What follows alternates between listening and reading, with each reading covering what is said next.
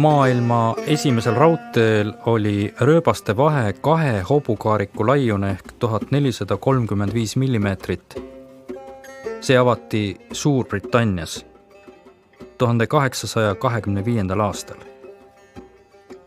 Venemaale jõudis raudtee areng 13 aastat hiljem, ent venelased võtsid kasutusele 5-jalase ehk 1520 millimeetrise rööpavahe. Nii kaupade kui inimeste liikumine sai tohutu hoo, aga kerkis justkui märkamatu, ometi strateegiliselt oluline piir, mida kujundasid eri rööpalaiused. Eesti sattus Tsaari-impeeriumi rööpalaiuse meelevalda, kui 1870. aastal avati suur Peterburi-Paldiski liin, kuid väiksematel liinidel, millel kohalik tähtsus võeti kasutusele väiksem rööpalaius.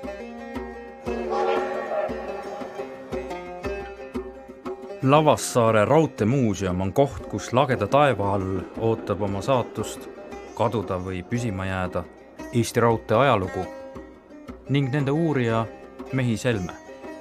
Siin saab aimu, kui erineva laiusega liipripaarid 100 aastat tagasi Eestit ühendasid. Kõige esimene on siis 600 millimeetrit laiust, see oli siis Saaremaal oli sakslased panid maha omale. See on siis päris nagu sõja. See on nüüd väliraudteel, sõjaliseks otstarbeks just. Nii, võtame järgmise ette, see on siis see kitsarööpmeline. Nii, no vaatame seda siis siit.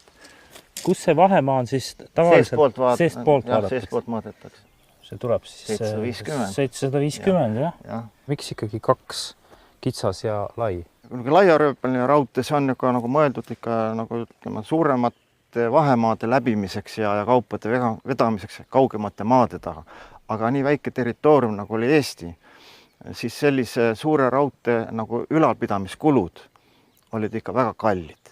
Aga kitsarööpmise raudtee ülalpidamiskulud olid kordades odavamad. Ja selle kitsa katvus Eesti territooriumi suhtes oli suhteliselt hea? Väga hea. Lõppkokkuvõttes oli seda mingi 2/3 Eestit täis. Nii. Kus vabadussõjas seda kitsarööpmelist raudteed kõige rohkem kasutusel oli? No ikka vast Lõuna-Eesti ja sealt edasi Kagu-Eesti, et siis Pärnu, Valga, edasi Läti poole, need raudteeliinid olid siis nagu sõjatules kogu aeg pidevalt, eriti just Valgast nüüd Läti poole, Mustavõe piirkond, seal olid väga kõvad lahingud. Võtame siis laia. No vaatame siis laia, jah. Nii, see on nüüd Euroopa laius, 1435. Tulevane Rail Baltica. Ja see on siis praegune Eesti raudteelaius 1520. Kuidas siis on selle laia rööpmelisega vabadussõjas? Täpselt samamoodi soomusrongid ju käisid ja esimesed lasud tehti ju ikka laia rööpmisest soomusrongist. Ja kokkupuuted olid siis logistiliselt olid 3 kohas. Oli Valga, oli Tallinn Ülemiste ja Sonda. Raudteest said noore riigi arterid ja veenid. Raudteel sõditi, raudtee eest sõditi. Valga, Sonda ja Tallinn Ülemiste said niisiis olulisemakski kui mõni suurem Eesti linn. Kui vaadata lähemalt näiteks vastu pealetungi, mis hakkab pihta jaanuarikuu algusest 1919 ja kestab kuni siis 3. veebruarini 1919, siis põhiline suur liikumine toimub ikkagi mööda raudteid. Et raudtee oli tol hetkel ikkagi selliseks eluliiniks. Soomusrongide roll vabadussõja võitlustes oli erakordselt suur. Sellest ei saa muidugi teha seda järeldust, et soomusrongid olidki kõige tähtsam väelik. Ei, kõige tähtsam oli ikkagi jalavägi. Need Juhanid ja Jaanid, kes vintpüssiga rindel olid. Alul pole neile Juhanitele ja Jaanidele anda isegi püssi, neil on vaid tääk. Seda suurem on rõõm Kopli kaubajaamast leitud rikutud soomusrongi vagunitest, mis maha jäänud Saksa okupatsioonist. Leiust antakse teada Kaitseliidu juhile Johann Pitkale. Ja mälestuste järgi olevat just Pitkale tulnud pähe idee, mille ta ka kohe välja ütles, paneme soomusrongidele lisaks relvadele peale ka jalaväelased ja kasutame seda nii nagu sõjalaevastikus, kus tehakse dessante. Sellise ootamatu lahendusega muutub rong millekski enamaks kui vaid liikuv kindlus. Pitka annab vagunitest teada Karl Partsile, kes väidetavalt visandab kohe täiesti uueks löögijõuks mõeldud rongi olemuse. Kõige ees, kust kõige laiem vaade ja laskeväli, suurtüki vagun. Siis kuulipilduja vagun, et kaitsta suurtükki, seejärel 2 jalaväe dessantvagunit, soomustamata auruvedur alles rongi keskel. Hiljem ronge täiustatakse, lisades kõige ette platvormid, millel raudtee ja sildade remondimaterjal, lõppu aga laskavadega dessantvagunid. Vastavalt vajadusele liideti moonavaguneid või siis selliseid, kus sai tegutseda staap. Sõja edenedes mahtus rongi ka selliseid vaguneid, kus sõdurid said isegi elada. Esimene soomusrong 90 mehega kapten Karl Partsi juhtimisel sõidab Viru rindele Tallinnast 30. novembril 1918. Selle edukus utsitab ehitama soomusronge kiirelt juurde. Alul kasutati vagunite soomustamiseks just selliseid liivaseinu, samuti liivakaste ja kotte. Esimene kitsarööpmeline rong sai valmis täpselt aastavahetuseks. Raudteeplatvormidele ehitatud rong voodetati seest liivakottidega. Erilise lahinguvõimega selline rong ei hiilanud. Sõjamehed ristisid rongi liivakastiks. Meil on siin tükike soomusrongi ja eestlastel teadagi ei ole rauda, ei ole kulda, aga on kodumaine materjal. Siin on puit ja siis liiv. Kas need tõesti ajavad asja ära? Seinaehitus oligi laud 32 mm, post, mis siis seinakonstruktsiooni hoiab, vahel siis liivatäide ja jälle 32 mm laud. Kui paks see liivakiht siis peab olema? Eks liivakihi paksus tollel ajal oli siis 85 mm 150. See liiv on ju ikkagi raske kraam. Kuidas see rong kõik liigub? Tuginedes nii-öelda siis aruannetele tolleaegsetele, siis tegelikult jõuti kuskil alla raudteejaama või kuhugi, siis tihtipeale käepärastest vahenditest hakati seda parandama. Eriti sama, kui polnud näiteks liiva pandud eelnevad liivakottidesse, siis 10 versta sõitmist ja juba on võib-olla sul pool seina tühjaks väristanud. Ja hilisemad, kui hakati nüüd juba siis Valgas ehitama, alates ütleme märtsist 19, siis hilisemad, kus kasutati juba siis seda nii-öelda katlarauda ja seda soomusterast, mida õnneks Tallinna sadamates oli küll ja küll, siis keskmise vaguni nii-öelda kaal langes kuskil 30%. Eesti rahvaväes oli soomusronge lihtsalt väga palju. Need oli kokku 6 laiarööpmelist, 5 kitsarööpmelist, iga soomusrong oli omaette väeosa. Ja ta allus selle diviisi ülemale, kelle rindelõigus nad parajasti tegutsesid. Ja alles augustis 1919 moodustati soomusrongide diviis. See oli puhtalt juba lahingkoondis. Rindejoon hakkab soomusrongide tõhusal toel liikuma ja just Viru rindel 1919. aasta jaanuaris. Lõunarindel aga võideldakse maastikul. Muutus tekib, kui ühes sildade purustamisega Tapa ja Rakvere vahel rongid tegevuseta jäävad. samal ajal saab soomusrongide korraldaja ja juhtija kapten Karl Parts teada oma perekonna hukkamisest. Oma mälestuste raamatus Kas võit või surm jutustab ta, kuidas otsustas pöörata rongid lõunasse, et vabastada Tartu terrorist. Diviisi ülemalt ta luba ei küsi, saadab talle vaid teate. Eesti seisukohalt oli tegemist esiteks ikkagi tähtsuselt ja suuruselt teise linnaga, aga veel olulisem seetõttu, et see oli nagu päris muinasjutuline, kuidas see juhtus, seda ei osatud oodatagi nii kähku. Tartut sõidavad 13. jaanuaril vabastama soomusrongid number 1 ja 3. Mõisamaa lähedal võetakse rongi peale Kuperjanovi partisanide 2 roodu. Hilisõhtuse lahinguga hõivatakse Tabivere raudteejaam ja mõis, siis Äksi kiriku mõis. Vaenlase väeosade koondamine aga venib.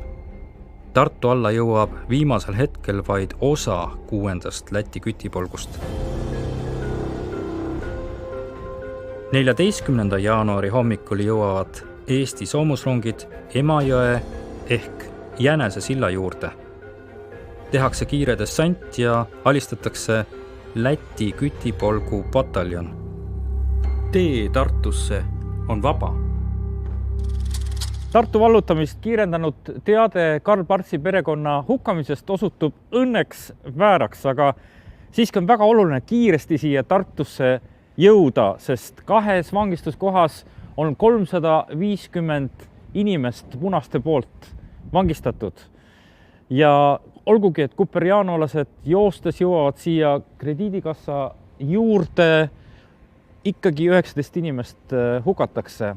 Nende seas ka Paul Kulbuš, Vene õigeusu kiriku pea Eestis piiskop Platon, kes aastal 2000 kuulutatakse õigeusu kiriku pühakuks.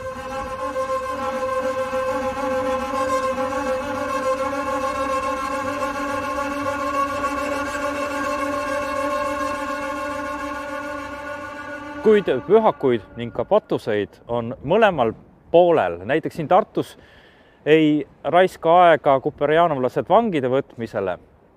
Tehakse kõvasti soomust ja soomus ei ole see kaitsev metallplaat, mida hiljem pannakse soomusrongidele.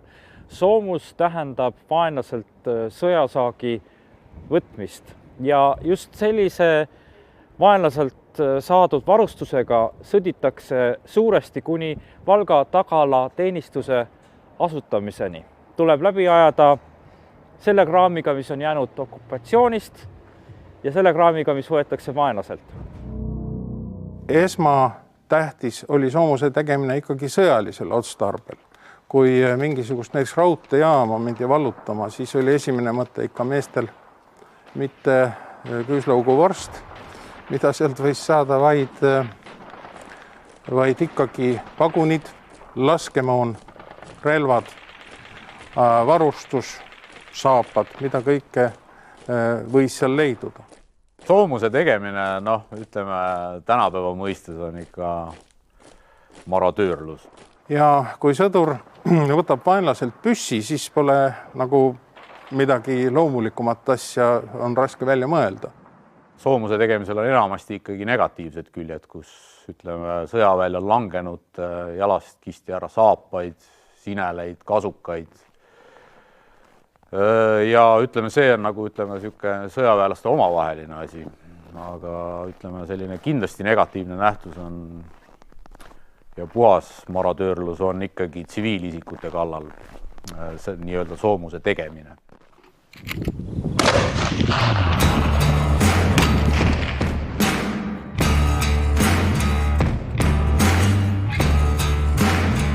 Vähemasti ühte tabamust ma nägin kuskil allpool. Vaatame, kuidas Liivan ütleb, kas läbistavust on. Ja Siit küll ei paista. Puhas, peab.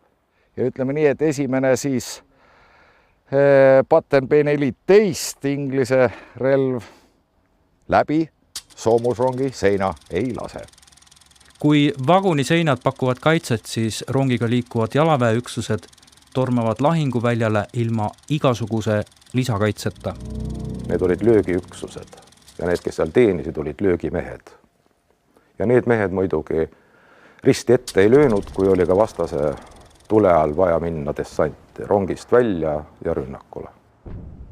Koorub ikkagi välja see, et suhteliselt nagu kasinatest oludes või kitsastes oludes tegelikult just see juhtimise pool ja tegelikult see meeste enda võitlusvaim oli tihti veel parem soomus kui see liivasoomus. Soomusrongide meeskonnad alguses formeeriti ju kõik vabatahtlikest. Ja kui inimene läheb vabatahtlikult mingagi asja eest võitlema, siis loomulikult ta teeb seda ihu ja hingega. Paljud neist vabatahtlikest maksavad oma eluga. Nende hulgas ka Jüri Ratassepp, kes langeb Elva vabastuslahingutes Vana Kirepi mõisa juures. Tal on taskus kiri oma korraldustega matusteks, sealhulgas märge, et sarga kandmisel mängitaks Chopini.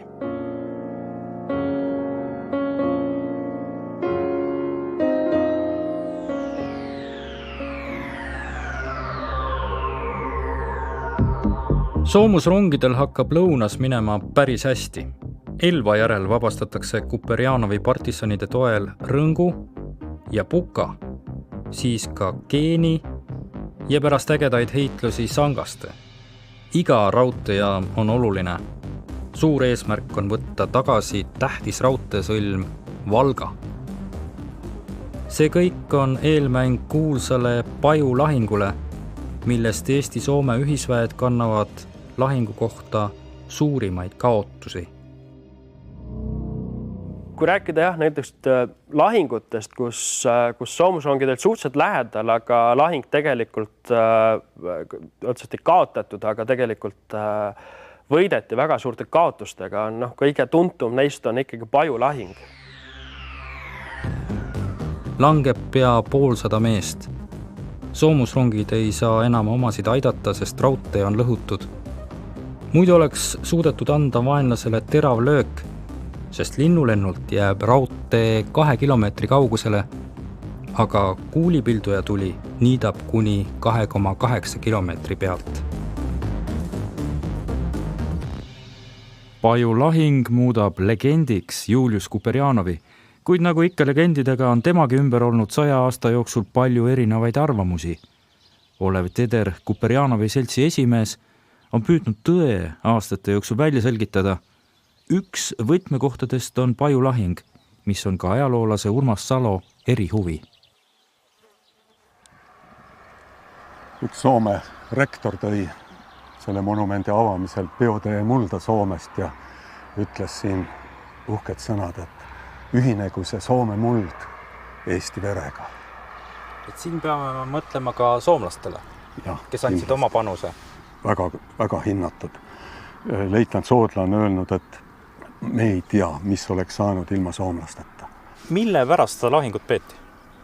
Valga pärast tegelikult, et see Paju mõisa valutamine otsustaski tegelikult Valga saatuse. Aga vaatame kaarti. Mis see siis on? See on meil vabadussõjaaegne kaart või pisut hilisem? Valga poole pääsemiseks tuli vabastada maantee ja raudtee. Eesti-Soome vägede lahingueelne strateegia oli haarata mõisa südames ja selle ümber looduslikult kindlustatud positsioonidel paiknevad punaväge külgedelt ja rünnata seda üheaegselt mitmest suunast. Kehvades sideoludes oli see küllaltki riskantne plaan. Parem tiib ja vasak tiib on omavahel ulatus on siin kava järgi vaadata mingi 10 kilomeetri. Eeldades seda, et Pajus olid punaste peamised jõud, siis oleks pidanud nagu tiibu koondama rohkem Pajumõisa raudtee vallutamisele, mitte nagu Eesti ohvitserid on hiljem öeldud, tühja tuulde saata. Kahjuks väed hilinesid siia, põhjapojad jäid hiljaks, kuna raudtee õnnetus oli Nõo lähedal, siis nad jõudsid alles, viimane teine pataljon jõudis alles ööl vastu 31. jaanuari jõudis siia Sangaste jaama. Ja selle tõttu lükkus edasi. Muidu oleks juba edasi Valga peale mindud 30. jaanuaril, kui veel mõis oli juba Kuperjanovi käes vahepeal. Nii et oleks see lahing ära jäänud. 100 aastat hiljem laseme relvadest, mis olid kasutusel Vabadussõjas. Neist mitmeid pole kasutatud aastakümneid. Vanim padrun pärineb isegi esimese maailmasõja ajast. Joh, ei tii, 14 aastat. See küll lahti ei lähe, aga vaatame. Ma jätan kõige viimaseks selle tee.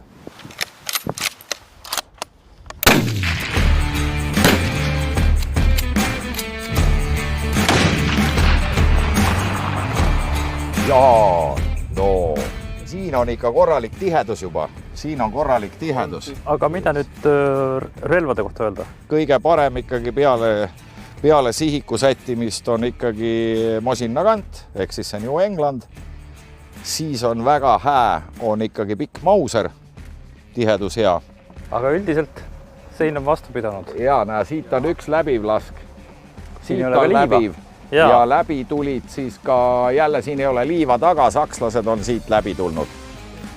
Ja no see on läbi. Ehk siis ikkagi, kui liivasoomust vahel ei ole, siis läheb kõik läbi.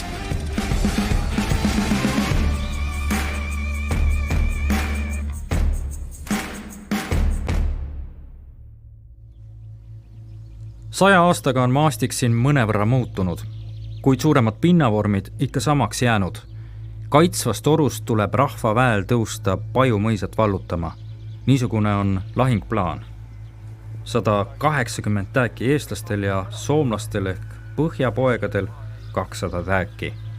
Nende vastas Läti kütipolgu tugevdatud pataljon 300 meest.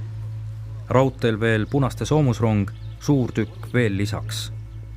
Talvepäev on lühike, ükskõik kummale poole lahing ajaliselt oleks jäänud õhtusse või hommikusse. Tulemus võinuks olla teine.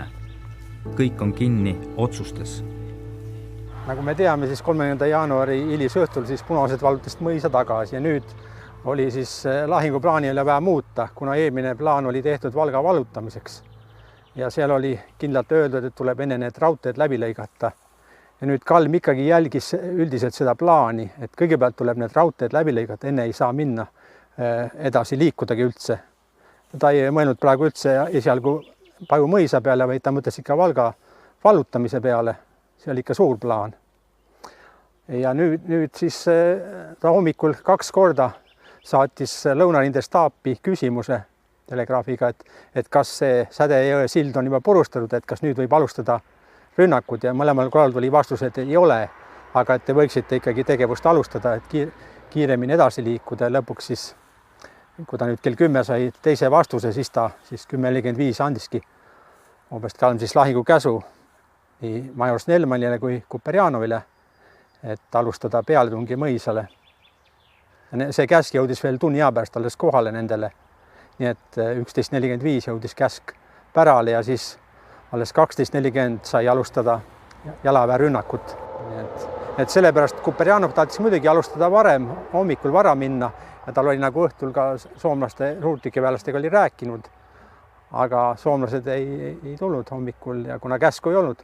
Nad pidid kell 6 tulema ja Kuperjanov sai vaevalt 2 tundi magada, ta õieti see polnudki uni, nagu tema abikaasa Alisse räägib, ta katsus kogu aeg oma padja all, kas nagaan on alles, et õigel hetkel tormata välja.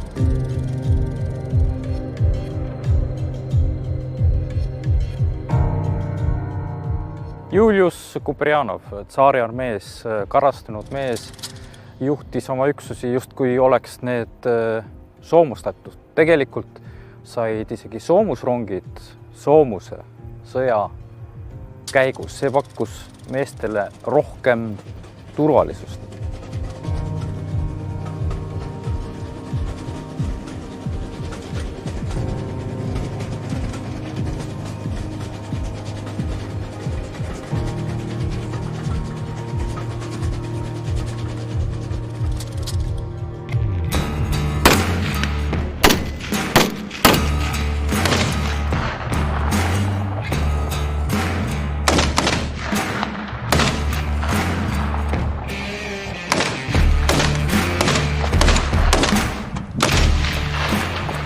Soomusrongide suurtükivagunid olid eest lahti, vahel kaeti presendiga.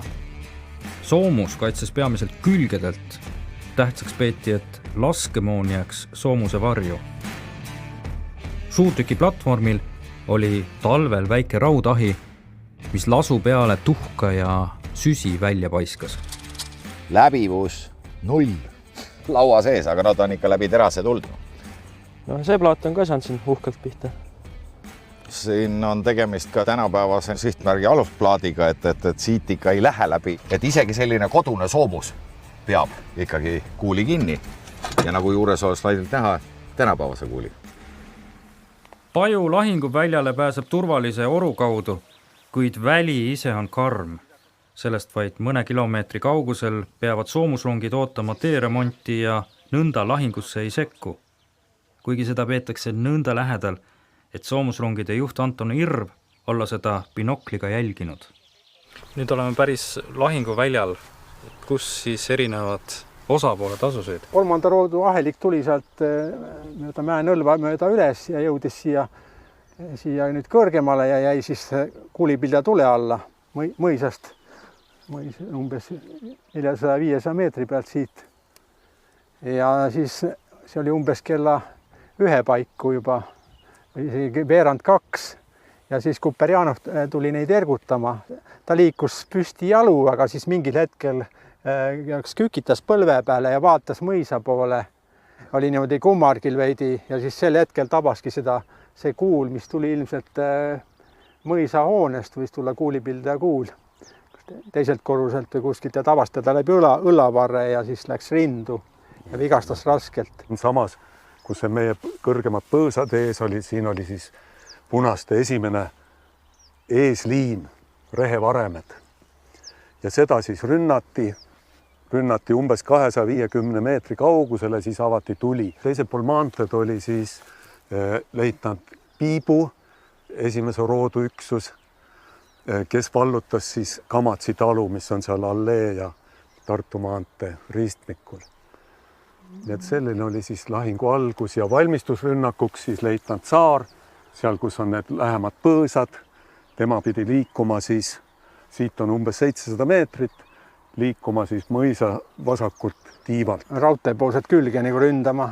Punaste soomusrong tulistas aktiivselt kuulipildujatest kogu aeg siias, vahepeal on arhiivis materjal, et põld lausa särises kuulidest ja loomulikult punased tulistasid ka kahuritest, šrapnelle ja siin on üks originaal killukene, sellest võib aimata, missugust viga see teeb, kui see kuuli kiirusega pärast mürsu plahvatamist lendab inimese suunas. Mehed väljal on päris kaitseta, kui mõelda rongide soomusele. Kuperjanov küll usub tsaari armees õpitud Bulja Dura Štõk Maladjets ehk kuul pigem juhuslik, aga tõeline tegija lähivõitluses on tääk. Enne kui lõpeb lahing, hakkab tema ellujäämine sõltuma raudteest, sellest kui kiiresti pääseb rongiga Tartusse haiglasse. Raudtee külvab surma, aga raudtee peab aitama ka elusid päästa. Mis need kiirused võisid 100 aastat tagasi olla raudteel? No suure raudtee peal kuskil 80, ma arvan, et oli see niisugune nagu kõige levinum kiirus. Mõni rong võib-olla ehk ka sai kiiremini sõita. Aga kitsarööpelise raudteel ikka 25 oli see maksimum, mida siis sai arendada. No ikkagi päris kiiresti sai paisata vajalikud jõud, kuhu vaja. Esiteks ühe rongiga saab edasi tunduvalt rohkem kohe korraga ära, kui näiteks obu vankritega ja ajaliselt ka kiiremini kui obustega.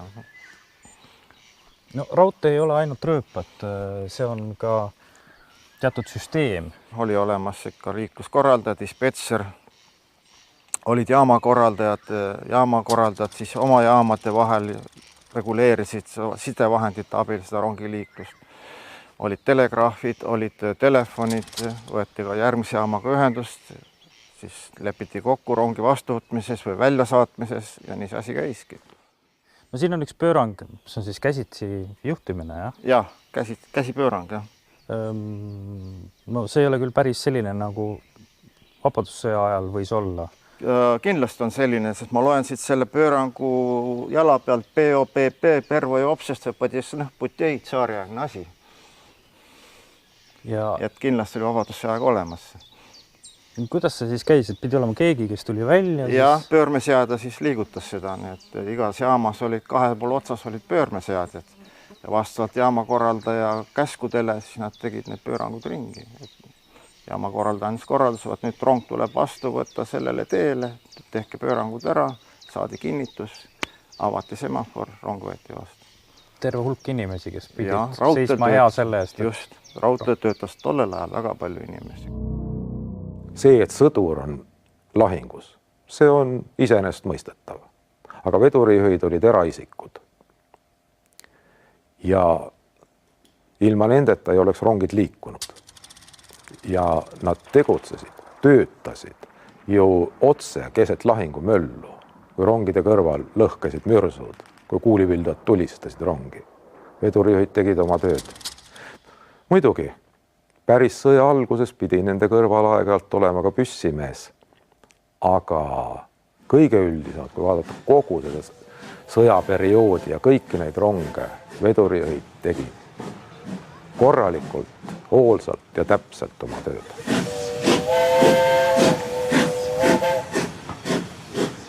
Mõned elemendid raudteel viitavad praegugi 100 aasta tagusele ajale. Jaamad on jäänud sinna, kus need sündisid. Haavatud Julius Kuperjanov ootab siin Sangaste jaamas tunde, sest pole vaba vedurit, ka puudub koordineerimine raudteel. Lõpuks pääseb ta siit Sangastest Liikvele, Puka suunas. See vahemaa on kuskil 30 kilomeetrit, aga see teekond võtab aega 4 tundi. Ja lõpuks jõuab ta siis Tartusse haiglasse ja sureb seal 2. veebruaril 1919.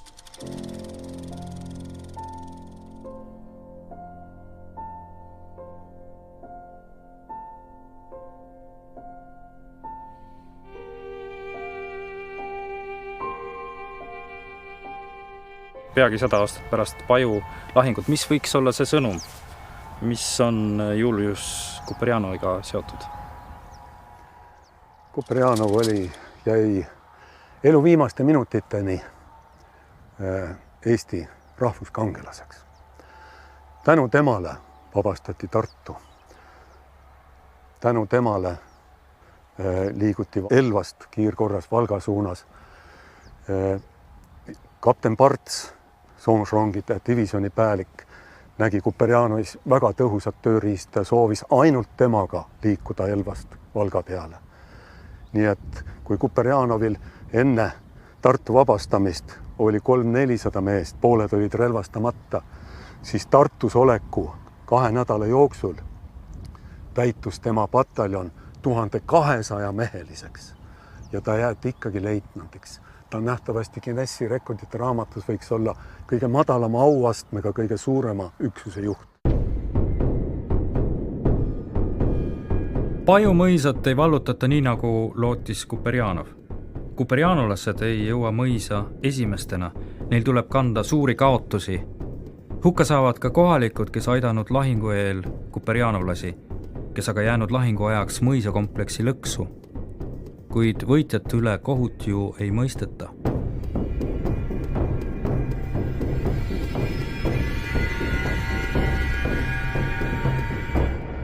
Pärast korduvaid rünnakuid ja vasturünnakuid siis peale umbes kella 4 siis lähenesid põhjapojad ja kuperjanolased siis sealt juba läks ka hämaraks ja nad olid juba vahepeal osa haavatuid ära evakueerinud umbes kella 3 paiku või.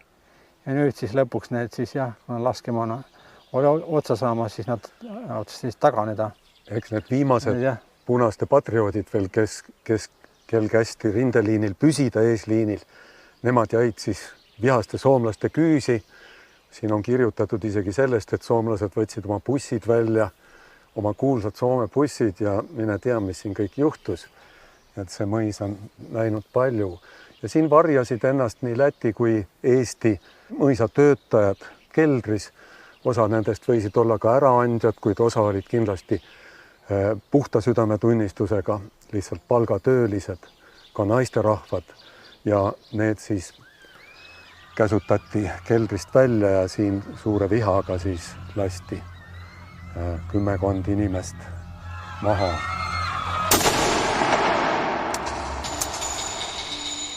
Lõunarindel on vaenlane hädas.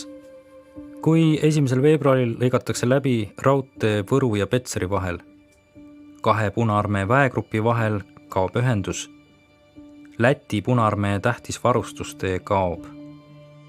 Viljandi Valga suunal vabastatakse Helme ja Tõrva, kitsarööpmelisel liinil Pikksaare raudteejaam. Nüüd on vaba tee Valgale ja ühes sellega ka Põhja-Lätisse. Aga mis kõige olulisem, kätte saadakse raudteesõlm, kus ristuvad 2 Eestit ühendavat vereringet, kitsa ja laiarööpmeline raudtee. Nii saab märksa hoogsamalt tegutseda kogu soomustatud üksus. Korraga inimesed tunnevad, et me oleme üle vaenlasest just vaimses mõttes. Nad kardavad meid. See on see koht, mis teeb inimesi julgeks. Muidugi see läheb vahel üle võlli. Mõni hakkab tõesti arvama, et mind kuulid ei taba. Tundub, et Kuperjanovil tekkis see arvamine. Tundub ka, et Anton Irvel tekkis see tundmus. Ja maksis ka neile kätte. Midagi ei ole teha, me oleme kõigest inimesed.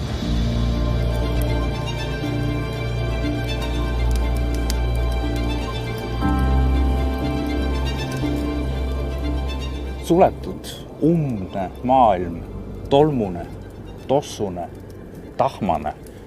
Külmal ajal on vaguni südameks ikkagi rautahi, mis veel tekitab seda niisugust tahma. Ja pesemisvõimalused on napid ja nii läheb punaste seas ringvälja kuulujutt, et inglased on toonud rindele neegerväeosa, kes on eriti verejanulised. Siia pisikesele maalapile Elva ja Tartu vahel mahtus ühel hetkel Euraasia. 14. jaanuaril saabus siia punavägede koosseisus miinipurustusdivisioon, mille komandariks olid venelased, aga sõduriteks olid hiinlased. Nad mobiliseeriti Esimese maailmasõja ajal tagalateenistusse, revolutsiooni puhkedes jäid aga töötuteks ja astusid siis punaväkke. Eestlastel tuli hiinlastega võidelda 16. jaanuaril Rannus ja Vapramäel. Hiinlaste saatus oli üsna karm. Eestlased ei osanud hiinlastega, vangidega midagi teha, nad hukati ja paljud neist põlesid ühte vagunisse sisse.